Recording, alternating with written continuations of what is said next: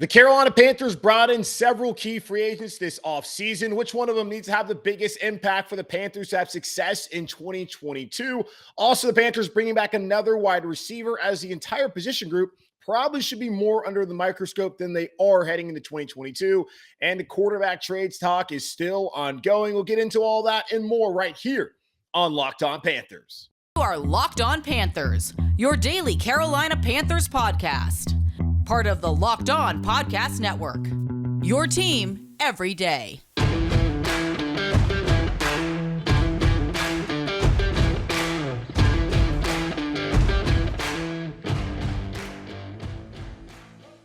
Welcome into another edition of the Locked On Panthers podcast, a part of the Locked On Podcast Network. I'm your host, as always, Julian Council, talking Carolina Panthers with you every Monday, Wednesday, and Friday right now as we are in off-season mode here on the podcast. We'll be back to 5 days a week once we get down to training camp in Spartanburg, South Carolina, on the campus of Wofford College towards the end of July. But in the meantime, make sure to subscribe and watch every show on YouTube so you don't miss a single episode. You can also check out Locked On Panthers wherever you get your podcast, whether it be Apple Podcasts, Google Podcasts, Odyssey, Stitcher, Spotify. You can find Locked On Panthers and all the podcasts across the Locked On Podcast Network right there. Just make sure to rate, review, and subscribe to the show so you don't miss a single episode. And be sure to follow me on Twitter at Julian Council, where every single Friday I answer weekly Friday mailbag questions. To participate, either at me or really just DM me over on Twitter to get those questions into me. Used to do the YouTube comments. Just go ahead and follow me on Twitter. You don't have to do that. You can always just DM me on Twitter at Julian Council. Get those questions directly to me, and I'll answer them this upcoming Friday on the weekly Friday mailbag here on Locked On Panthers. And today's episode of Locked On Panthers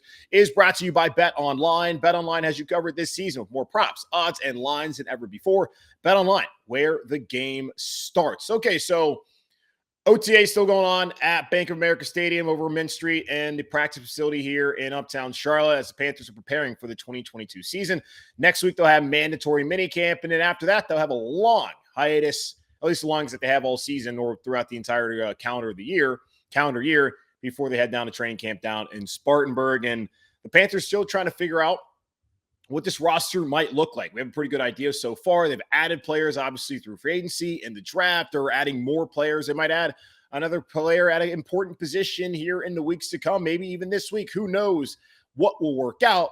But in the meantime, have installs going on offensively in Ben McAdoo's new offensive system. You got Chris Tabor now with his special teams as a coordinator, as his new special teams coordinator. You have, of course, Phil Snow back again for a third year at defensive coordinator, and Matt Rhule heading into a vital year 3. And it's so important going into this offseason. The Carolina Panthers were able to fill the holes that were on this roster. The biggest holes that we knew on the roster were at quarterback, where they've since drafted Mac around the third round. And, of course, on the offensive line, that was just an absolute disaster through the better part of the 2021 season. Whether it was health or due to injury, it did not really matter because the talent level on that roster at the position group just was not where it needed to be for the Panthers to have success in 2021. And they knew going into the offseason that they had to improve upon that. And Scott Fitterer, the Panthers general manager, talked about that at exit interviews back in January, that we have to address the offensive lineman and that they would also like to add to the quarterback room, which they've done. And, of course, there was other spots of the roster that the Panthers needed to bring in players. They brought in Xavier Woods to start at free safety, with Justin Burris leaving, but then Justin Burris resigned, so you have depth there at that position. They brought in right guard Austin Corbett after winning the Super Bowl with the Los Angeles Rams. He was the odd man out there, as the Rams had to re-sign a couple of their other offensive linemen. So Corbett's now here on a 3-year deal. Got Dante Foreman, the running back who spent time last year with the Titans when Derrick Henry was injured, to back up Christian McCaffrey and be a part of this running back room, along with the 4th-round pick out of Oklahoma State last year in Chuba Hubbard. Brought in wide receiver Rashard Higgins, who spent time in Cleveland. Linebacker Damian Wilson had a career year last season in Jacksonville, although he's now dealing with some legal issues. Brought in former defensive tackle out of Temple, but playing at the Washington Redskins, then football team, now Commanders, Matt Ioannidis, a former All-Pro, and Johnny Hecker, and a center/guard, Bradley Bozeman, who started the last 4 seasons up in Baltimore, and Corey Littleton, a veteran linebacker who spent time with the Las Vegas Raiders. Those were kind of the key guys the Panthers brought in here this offseason. So among them, who needs to have the biggest impact for the Panthers to have success in 2022? I don't think Rashard Higgins needs to have a major impact, although we're going to talk about the wide receivers here in a minute and how they're going to need someone to step up, even their top guy to step up, if the Panthers offense is going to gain any sort of respectability here in 2022. Johnny Hecker has been an All-Pro. You would love for him to continue that play as a punter. I don't think that he's going to needs to have the biggest impact for the Panthers to have success in 2022, although field position obviously is very important. I don't even think that Corey Littleton needs to have it either. Damian Wilson, if he's on this roster, which Joe Person we talked to a couple weeks ago, who works for the Athletic, said that he doesn't see Wilson not being on the roster this year. He's going to have to step up, as we talked last week about the issues that the Panthers have had against the run. And you could look at maybe the odd man fronts and who's been available there at defensive tackle since Derek Brown has come here to Carolina, and he's in a way underwhelmed. The linebacker play has not been great since Luke Kuechly left and Thomas Davis left. And even when Luke Kuechly was here back in 2019, they were not great against the run. Can someone step up next to Shaq Thompson and provide a run-stuffing threat there at linebacker? Maybe. Dante Foreman, if McCaffrey gets injured again, you saw what he did last year. Absolutely. You would want someone like that who can be a downhill rusher, who they've talked about this season. The Panthers want to have more of a downhill rushing attack, which is weird considering that most teams in the NFL nowadays, as in all the successful ones with quarterbacks, the Panthers don't have one right now. At least we haven't seen one prove to be a top tier quarterback just yet. Want to pass the ball in order to win and have success. Panthers don't have that elite passing game just yet. Elite being Matt Rhule's favorite word. And until they get that elite passing game, they're going to rely on guys like McCaffrey and Foreman and Hubbard to run the football and on the offensive line. And then free safety Xavier Woods played every snap last year. I think he'll be a key addition.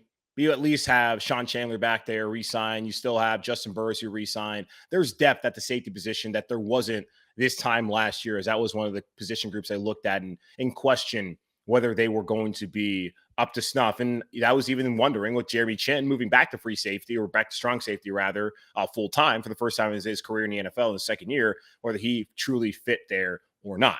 Now, a lot of confidence in them. But for me, I'm going to look at the offensive line. And it's not going to be Austin Corbett who I'm looking at as someone who needs to have the most success with the Carolina Panthers this year out of the free agents. I'm looking at Bradley Bozeman. And I know you're going to probably think that, okay, so you think that for the Panthers to have the most success all of the free agents that they brought in, you're telling me, Julian, that you think the guy that has to have the biggest impact on the Panthers to have success is Bradley Bozeman. Why would you do that? He's a center. Because the center position is vitally important. The Panthers, back when they had Ryan Khalil, coincidentally, were a very good football team. And when you have someone like that in that position for a very long time, which is very hard to find a center on the free agent market who's going to come in and have a major impact. We saw that with Matt Paradis, but Paradis was coming off injury. He was also an older player. Bozeman's been a good player for Baltimore. For whatever reason, they were not able to come to terms there contract-wise. But I look at him as being a vital piece for this team this season because that's the center of the communication. When you think about potentially you have a rookie there coming in, if Matt Corral has to start, you want to have someone who's played that position and at a high level who can help them communicate and set up protections and gain trust in under center week in and week out. That center quarterback exchange. And I think Bradley Bozeman can provide that. Moton on the right side of Austin Corbett, you're not worried about either one of those guys. And, the guard position, I don't know how much value you can place into it outside of just, of course, protecting the pocket and then getting downhill. It's obviously important, but I don't think it's as important as someone like Bozeman coming in and playing center. And then you're going to have a young guy next to you on the left side, likely being Brady Christensen, who played not as many snaps as he probably should have last year. Bozeman being able to help him out and also bring in whatever veteran leadership he can. Tiki Ekwonu is going to start on the left side at left tackle for the Carolina Panthers.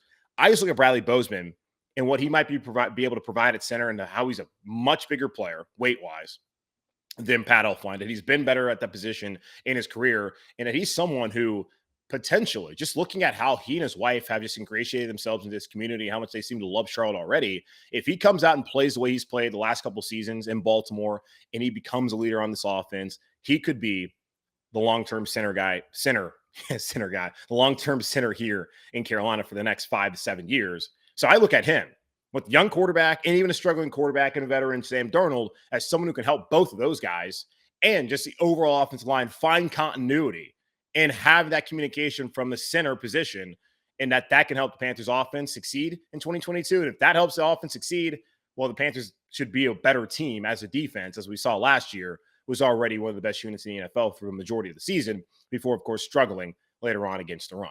So right now for me, Bradley Bozeman, I know it's crazy, but I think he can have a major impact for the Panthers. And I really think that they need him too, because if he doesn't, going to have poor center play again, and that's not going to correlate to, I think, a strong offense for the Carolina Panthers. Now, the Panthers don't necessarily just need good offensive line play, whether it comes from Bradley Bozeman or from Ike Ekwonu or from Austin Corbett or any of the other guys that they brought in. They're going to need some good play from the skill position players on the outside. And wide receiver last year, yes, DJ Moore had a great year, but overall, just a really disappointing group. The Panthers bringing back one of those players that was a part of that disappointing group, although in a limited capacity. And I think they probably should be further under the microscope than what they are right now heading into 2022. We'll get into the Panthers wide receivers and what the expectations should be for them heading into 2022 here in just a moment on Locked On Panthers.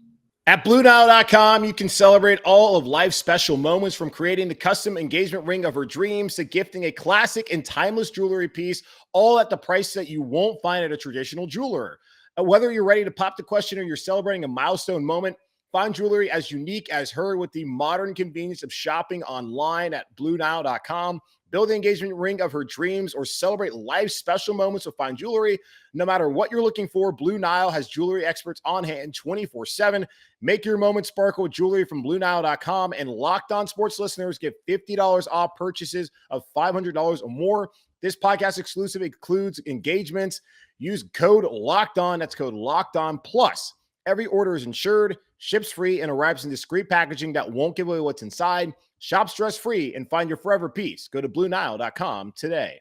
This episode of Locked On Panthers is brought to you by Rock Auto. With the ever-increasing numbers of makes and models, it's now impossible for your local chain auto parts store to stock all the parts you need. Why endure often pointless or seemingly intimidating questioning and wait while the person behind the counter orders the parts on their computer, choosing the only brand their warehouse happens to carry?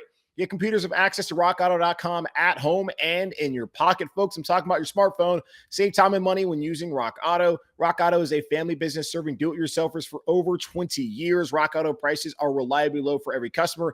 They have everything you need, from brake parts, tail lamps, motor oil, and even new carpet. Go explore their easy-to-use website today to find a solution to your auto parts needs. Go to rockauto.com right now and see all the parts available for your car or truck. Right, Locked On in there. How did you hear about us box? No, we sent you. Amazing selection, reliable low prices, all the parts your car will ever need. rockauto.com. No matter who the starting quarterback is for the Carolina Panthers here in 2022, whether it's Sam Darnold starting off the season or Matt Corral starting off the season or taking over later on, maybe it's Baker Mayfield or some other quarterback the Panthers want to trade for here in the weeks to come, the wide receiver group has to be much better than it was last year in 2021. And that includes DJ Moore and, of course, Robbie Anderson, who currently is MIA as it is voluntary. OTAs going on and mandatory minicamp being next week. And last year, same case, spent time back home in Miami working out, came back in shape and worked out with the Panthers, but then went on to have one of, if not the worst season of his entire NFL career after having a career year with Teddy Bridgewater at quarterback in 2020 with the Carolina Panthers, and that leading to the Panthers who want to give him an extension. And Scott Fitterer is saying that we see Robbie Anderson as a part of our future. And it's hard to think right now on Monday, June 6th, that Robbie Anderson, who again is not there for voluntary OTAs, is going to be a part of the Panthers' future past this upcoming season. And I would even have made that argument last year, which I did, talking about both Robbie and Dante Jackson as they were both going into free agency and would both of them remain here in Carolina. As we know, Robbie got the extension, as just mentioned there before, and Dante Jackson re-signed here in Carolina. So, hey, great, especially the Dante situation. But Robbie, man, just super disappointing last season for the Carolina Panthers. And DJ Moore and Robbie Anderson both at times struggled. DJ had a great year. I know you hear like struggled. How did he struggle? Well, 10 drops last season. Robbie had a combined 17 drops between those two guys. Your number 1 and 2 wide receivers cannot have 17 drops and your team have success. And I understand that the offensive line was abysmal and the quarterback play, especially when Darnold was out there, did not help these guys at all. And they were left out to dry a lot of times. DJ Moore, Robbie Anderson, Terrace Marshall, all were throwing hospital balls and all had to take vicious hits, especially Robbie on the road against Atlanta last season. And Sam Darnold did not help out his wide receivers, but his wide receivers also didn't help out Sam Darnold. And they have to have that symbiotic relationship. Catch the football, Darnold put the football in the right places, don't get your guys hurt.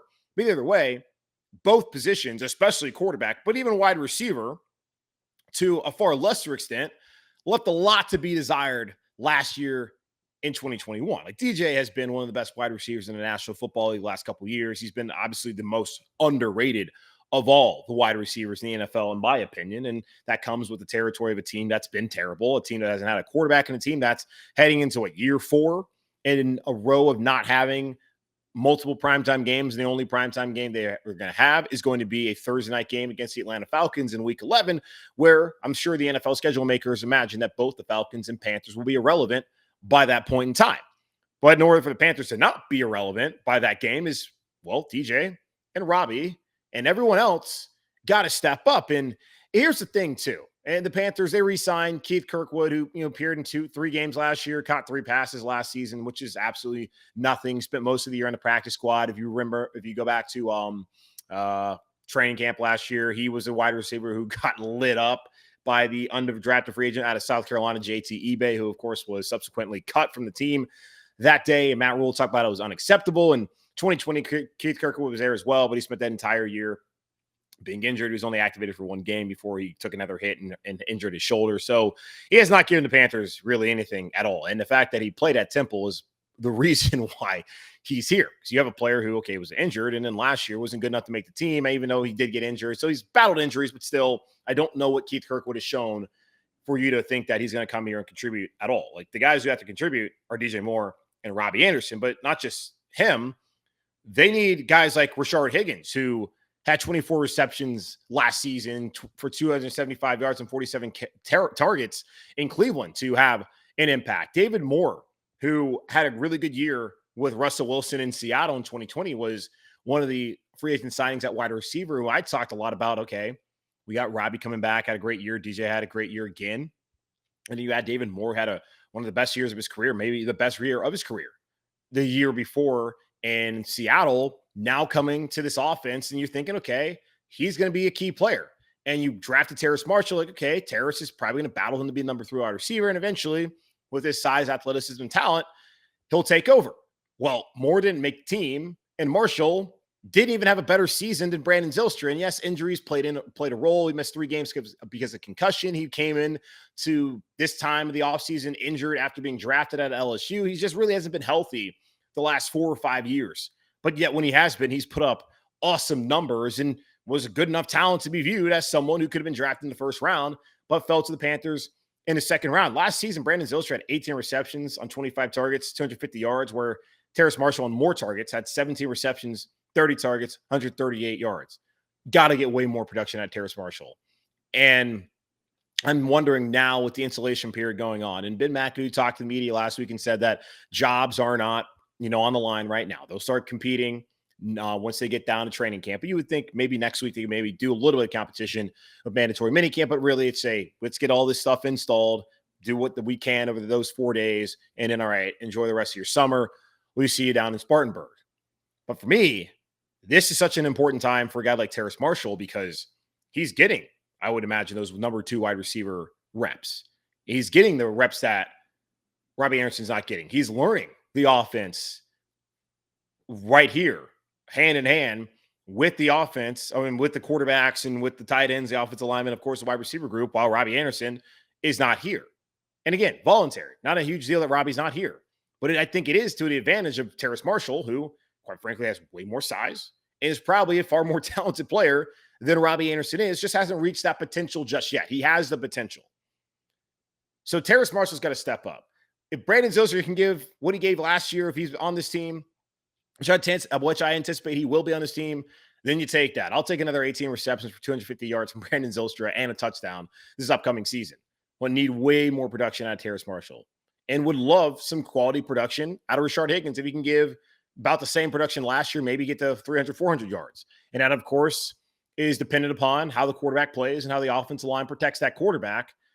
The wide receivers, they are not devoid of any criticism at all going into 2022 because the offense, all facets of the offense were bad at times. Quarterback play, offensive line play, running backs not having Christian McCaffrey, that hurt them. Tight end play, non-existent in the passing game, but especially the wide receivers, way too many drops and really no one outside of DJ Moore that you could rely upon week in and week out. That absolutely has to change here in 2022 for the Panthers to have the kind of success that we all want them to have and Matt Rhule needs him to have if he's going to maintain his job for a fourth season here in Carolina. And one of the big parts of Matt Rhule potentially keeping his job for a fourth year will be obviously the quarterback play and whether the quarterback room they have right now with PJ Walker, Matt Corral, and Sam Darnold and Davis Cheek is enough. Could they still go out there and trade for someone? Joe Person of The Athletic, friend of the pod, did hint at it on Monday in one of his columns on The Athletic. We'll talk about that here in just a moment on Locked On Panthers. BetOnline.net is your number one source for all your betting stats and sports info. Find all the latest sports developments, news, and odds, including this year's NBA Finals, the Stanley Cup playoffs that are now in the conference finals, Major League Baseball, and of course, all the latest fighting news from MMA and UFC to boxing. BetOnline is your continued source for all your sports wagering information, including live betting, esports, and more.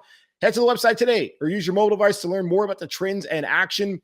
BetOnline, where the game starts. I've been trying to cut down on the quarterback talk lately, as apparently that's offended very many of you to talk about the quarterback position, even though here in Carolina, until we find a long-term option, and maybe that is Matt Corral, but until we visibly see that guy who's under center can play a full season and beyond and elevate this roster, until we have that guy, and we've seen it, we're going to have to continue to have to talk about the Carolina Panthers and, well, the most important position in all of football, and also at times the most overvalued position in football. And by overvalued, sometimes we put way too much on the quarterback. 3-0 start last year. Was that really all Sam Darnold, or was it the overall team like the defense and the opponent? And let's even go back a couple years ago. Kyle Allen, he got the 4 wins in a row. People are talking about, hey, Kyle Allen, guy of the future. Was it really him, or was it the defense getting all those sacks? And, of course, Christian McCaffrey just being insane that season. So it can be extremely overvalued. And I think that goes in part to what Scott Fitterer is trying to talk about, where he doesn't believe that they necessarily have to have a great quarterback in order to win a Super Bowl here in Carolina. It would help. I don't see very many examples nowadays where you don't have a great quarterback. And you can argue if you want that Matthew Stafford's not a great quarterback, but the guy's pretty damn good. And I think he proved a lot of doubters wrong this postseason there with the Los Angeles Rams and helping them win a Super Bowl, as he seemed to be the missing piece for what was already an organization and a team that was built to win now, and a team that has not done anything. They've done literally everything, turn every stone to find a way to win a Super Bowl. So congratulations to Les Snead, the GM there, and Sean McVay and all that whole organization for what they've done to accomplish that. And hopefully we can see that here in Carolina. But until the Panthers find a quarterback and the long-term option, it's really hard to foresee that. Even if they do have a guy like Darnold, who maybe plays a lot better this year, and you have a lot of great players around him, I just think it's a lot easier, obviously. And that's the quarterback position. Quarterbacks now are better than they've ever been before. So it's not just as simple as, hey, you got a really good quarterback, because there's plenty of teams who seem to have a really good quarterback, but do you have that A1 guy who can lead you to the promised land? We'll see if Carolina has one on the roster or can find one here in the next couple of weeks. And I say that because Joe Person of The Athletic, been on the show a couple times, does a great job covering the Carolina Panthers. He wrote in a column on Monday morning saying, don't be surprised if the Cleveland Browns and Carolina Panthers renew trade talks that stalled during the draft, as he believes this would be the ideal time that the Carolina Panthers are going to bring in Baker Mayfield to bring him in, saying acquiring Mayfield before the June 14-16 minicamp, which is next week, would give the quarterback a chance to start learning Ben McAdoo's offense and to get acquainted with his new teammates, including receiver Robbie Anderson, who in April voices disapproval of a Mayfield trade on social media. And social media, meaning Instagram, as he said, nope, to a comment or a post about, hey, would you guys want Baker Mayfield here in Carolina? So that's already potentially going to lead to a problem if Baker Mayfield does come here. Apparently Baker Mayfield, who had shoulder surgery on his non-throwing shoulder, has been throwing since March, so he would be ready to go here in Carolina. And I've said this before. The Panthers are going to do this. Go ahead and get it done now. And I said that 3-4 weeks ago. Get it done during the offseason program where you're doing all the installation so he can learn the offense and he can meet his teammates, and then he can start setting up workouts with these guys this upcoming summer, where I'm sure it would be him, I guess Darnold. I have no idea what that dynamic would be like, because I don't really take Baker Mayfield to be the kind of guy who's going to enter in a quarterback competition against Sam Darnold and I guess Matt Corral as well, and then be with those dudes throwing to the team's wide receivers. But who knows? Maybe there would be that kind of camaraderie here in Carolina. Just do it now if they're going to do it at all. And it's just curious to me that if they are going to make that decision, like, I feel like they've waited too long. And Joe Person wrote that his sense is the team doesn't want the quarterback situation lingering throughout the summer months when these guys are on hiatus and on vacation before going to training camp down in Spartanburg. I get that, but even if you bring in Baker, the assumption should be that he'll be the starting quarterback. There are people in the organization, according to Joe Person, that don't really see him as that much of an upgrade. But if you look at him, his numbers, and if you ever watched him play and you watched Sam Darnold play, you obviously know that he's a much better player than Sam Darnold. Yes, he's probably been in better situations, but the dude also was in Cleveland. And he's the only quarterback to have won anything in Cleveland in like forever. So I'm cool with Baker Mayfield coming here. It just needs to happen now. Because if they don't do it by next week, if they don't have a new quarterback here by minicamp, then at that point, you should just roll with Darnold and roll with PJ and roll with Matt Corral. And that goes the same. And that's not just Baker, but that's the same thing with Jimmy G, who has been excused from the San Francisco 49ers mandatory minicamp going on this week because he's still injured.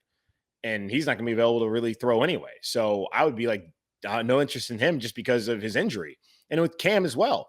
If you're not going to bring in Cam now to learn the offense and be here with his teammates, what sense does it make to bring him in? Hey, July, Cam, come on in. And you can do it. You certainly can. And I'm sure he can learn at that portion of time, virtually, or what they can give him the playbook. I don't really know how it goes during that period of time and whether, necessarily the rules of whether they can have that kind of interaction. I don't know, because with the CBA, with the Players Association, what they negotiated. But this is the time to do it. So again, if you're going to do it now. If you're not going to do it, well, okay. But don't wait until after mandatory minicamp. Be like, oh crap, we need a quarterback. Because there was that thought that they're going to wait, see what Darnold looks like, even though Ben McAdoo said last week again that the competition does not start until July. There's thoughts that, hey, we'll see what Sam looks like, what Matt Corral looks like here over the next couple of weeks during a voluntary portion where one of your top receivers is not even here. And then we'll make a determination on whether we need to bring in another quarterback. Logically, it doesn't make a lot of sense at all to me. So Baker Mayfield still out there. The Panthers want him. Just got to figure out the contract terms, which, as we talked to Jonathan Alexander a couple weeks ago, Browns are willing to meet the Panthers halfway at $9 million apiece. Panthers already got $18 million on Sam Darnold. Don't think they want to have $27 million wrapped up on Sam Darnold and Baker Mayfield, because that would just be terrible and a horrible waste of money on quarterbacks, mainly the Darnold portion of that being the $18.858 million. But apparently Carolina doesn't really want to go over 5 and might not even really want to go over 3. So unless Cleveland can find a way to do that, as Baker Mayfield's going to have to make a decision here shortly, as he's set to lose $95,000 if he does not show up for mandatory minicamp. He could force his way, come out there. Maybe the Cleveland Browns just excuse him, as that is a relationship that is broken beyond repair, irreconcilable differences, as we hear most times in divorce. And this was an ugly divorce, as Deshaun Watson now has 24 civil suits against him. Again, would have loved to have him here talent-wise, but not our problem now, and I guess we dodged that bullet as far as the off-the-field stuff. So we'll see how things play out with Baker Mayfield potentially coming here to Carolina, if that does, in fact, happen. That's going to wrap up this edition of the Locked On Panthers podcast, part of the Locked On Podcast Network, hosted by yours truly, Julian Council. Again, make sure to watch the show and subscribe to the show over on YouTube. We're on Mondays, Wednesdays, and Fridays right now as we're in off-season mode. So if you don't want to miss a single episode, make sure to click that subscribe button down there if you're watching the video. And if you're not, if you're listening to the podcast, we'll continue to do that on all your favorite podcasting platforms. Just click subscribe on the Locked On Panthers homepage there, and be sure to check out every episode, whether it be on Apple Podcasts, Spotify, Google Podcasts, Odyssey, Stitcher. Just make sure to rate, review, and subscribe on all of those podcasting platforms to this show and all of your favorite shows across the Locked On Podcast Network. And be sure to follow me on Twitter at Julian Council, where every single Friday I answer your weekly Friday mailbag questions. To participate, at me at Julian Council on Twitter, or easily just DM me on at Julian Council on Twitter, and I'll get to your questions on the weekly Friday mailbag here this upcoming Friday. But in the meantime, take care. Be safe, keep pounding, and I will talk to y'all on Wednesday.